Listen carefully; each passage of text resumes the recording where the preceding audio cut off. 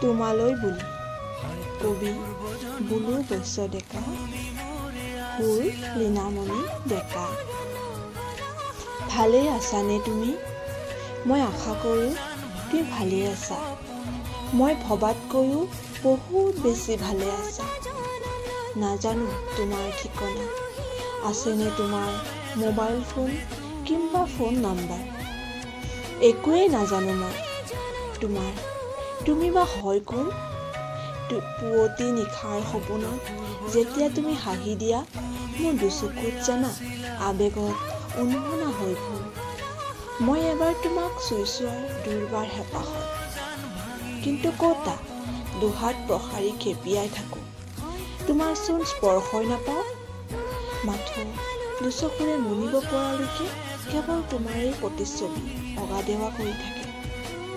সৰুতে মায়ে কোৱা শুনিছিলোঁ, পুৱতি নিশাৰ সপোন হেনো দিঠকত ফলিয়ায়। সেইবাবে মানুহৰ আগত নকৈ ডাঙৰ গছৰ আগত অকলে অকলে মনে মনে ক'ব লাগে।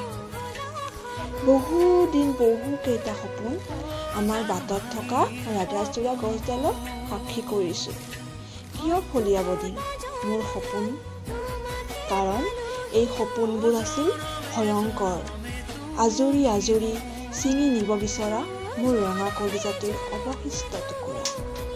এতিয়া মই গছৰ আগত নকওঁ সপোন দেখাৰ কথা, কাৰণ এই চিনাকি গছডালো নাই সেই ভয়ংকৰ স্মৃতি পুৱতি নিশাৰ। এতিয়া তুমি সপোন ফালি দিঠক হ'বলৈ ইচ্ছা কৰিছোঁ। ভগৱানক দিনে নিশাই স্তুতি। সেইবাবে চিঞৰি চিঞৰি ফেচবুকৰ পাতত আঁকি থৈছোঁ তোমাৰ প্ৰতিচ্ছবি। দিঠক হওক মায়ে কোৱা পুৱতি নিশাৰ মিঠা সপোনটি, কাৰণ মই সঁচাকৈয়ে নাজানো তোমাৰ ঠিকনা কি।